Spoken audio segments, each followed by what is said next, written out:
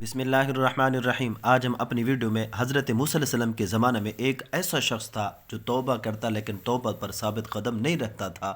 اس کے لیے اللہ نے کیا پیغام بھیجا، جانیے پوری تفصیل اس ویڈیو میں۔ چینل پر نہ ہے تو چینل کو ضرور سبسکرائب کریں، ویڈیو کو لائک کریں، کمنٹ سیکشن میں اپنی رائے کا اظہار ضرور کریں۔ حضرت موسیٰ علیہ السلام کے زمانہ میں ایک شخص ایسا تھا جو اپنی توبہ پر کبھی ثابت قدم نہیں رہتا تھا۔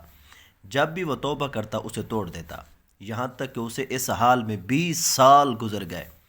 اللہ تعالی نے اپنے پیارے کلیم حضرت موسیٰ علیہ السلام کی طرف وحی کی کہ میرے اس بندے سے کہہ دو میں تجھ سے سخت ناراض ہوں۔ یہ رب تعالی نے پیغام بھیجا حضرت موسیٰ کلیم کے ذریعے اس شخص کے لیے۔ جب حضرت موسیٰ علیہ السلام نے اس آدمی کو اللہ عز و جل کا پیغام دیا تو وہ بہت بڑا غمگین ہوا اور جنگلوں کی طرف نکل گیا۔ وہاں جا کر بارگاہ رب العزت میں عرض کی، اے رب ذوالجلال، تیری رحمت کم ہو گئی یا میرے گناہوں نے تجھے دکھ دیا؟ تیری بخشش کے خزانے ختم ہو گئے یا بندوں پر تیری نگاہ کرم نہیں رہی؟ تیری معافی درگزر سے کون سا گناہ بڑا ہے؟ تو کریم ہے، میں بخیل ہوں، کیا میرا بخل تیرے کرم پر غالب آ گیا ہے؟ اگر تو نے اپنے بندوں کو اپنی رحمت سے محروم کر دیا ہے تو وہ کس کے دروازے پر جائیں گے؟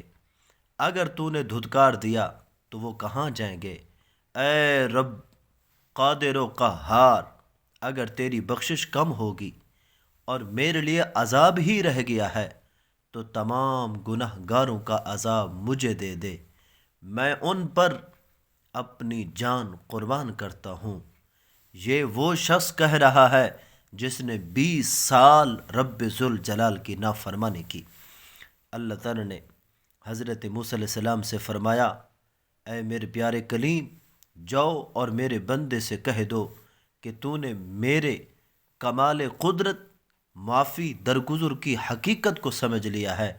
اگر تیرے گناہوں سے زمین بھر جائے تب بھی میں تجھے بخش دوں گا۔ سبحان اللہ، کتنی بڑی پیاری بات۔ اللہ توبہ کی توفیق دے، آمین۔